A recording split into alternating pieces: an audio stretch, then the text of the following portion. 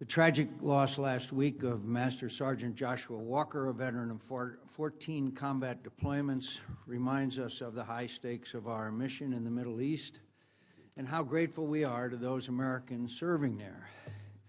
We need a strategy worthy of those who carry it out, and unfortunately, we don't have that.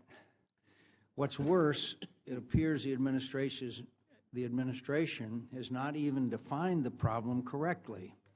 A policy of ISIL first fails to understand that ISIL, for all of the threat it poses, is actually just a symptom of a deeper problem, the struggle for power and sectarian identity now raging across the Middle East, the epicenter of which is Iraq and Syria.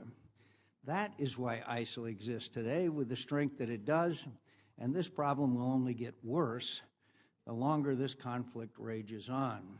We hear it said all the time, quote, "There is no military solution to this problem," which is a truism, but that too is misleading. The real problem is that there can be no diplomatic solution without leverage, and there is a clear military dimension to this problem.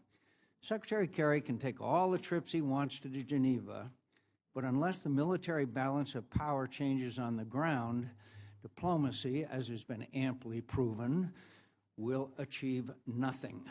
Changing those conditions is what the administration has consistently failed to do.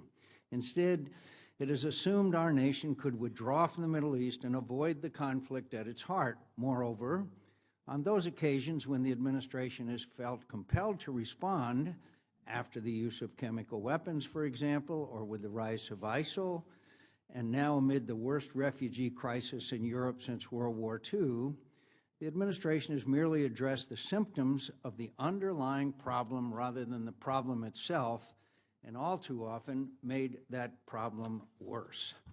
There is no clearer example of this than the Syrian Train and Equip program. From the start, the administration said the fighters in this program could only fight ISIL, not Assad's forces, which have slaughtered and displaced exponentially more Syrians than ISIL has. In addition, the administration made no commitment until only recently to provide these forces with any meaningful military support once they returned to Syria. After millions of dollars and months of effort, the program failed to come anywhere close to the department's original expectations. The President has expressed surprise about this failure. It was not a surprise. It was completely predictable, and many of us here did predict it. Only someone who does not understand the real problem, which is the underlying conflict in Syria and Iraq, or does not care to, could think that we could effectively recruit and train large numbers of Sunni Syrians to fight only against ISIL, with no promise of coalition assistance if they came under fire from Assad's forces. Rather than fixing the problem, the President suspended it. But this is tantamount to killing the program because it's destroying what little trust our Syrian partners have left in us, to say nothing of allies like Turkey and Jordan, which invested their own money and prestige in this program.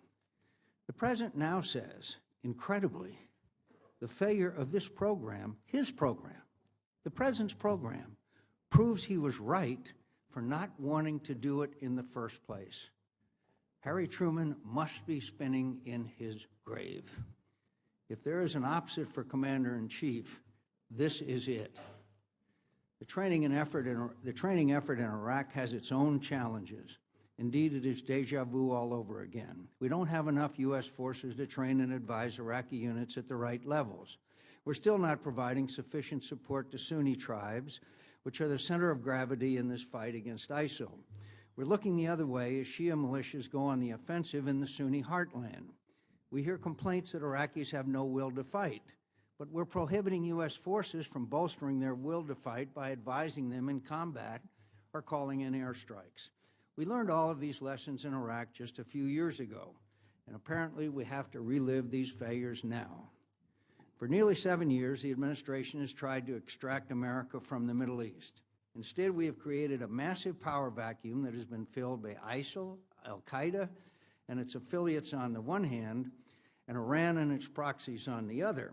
Now, Into this vacuum has stepped Vladimir Putin. Putin's intervention in Syria really began in Ukraine.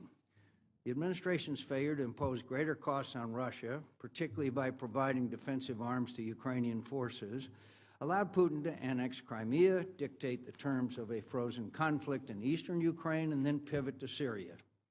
It's also confirmed Putin's belief that the administration is weak, and to Putin, weakness is provocative.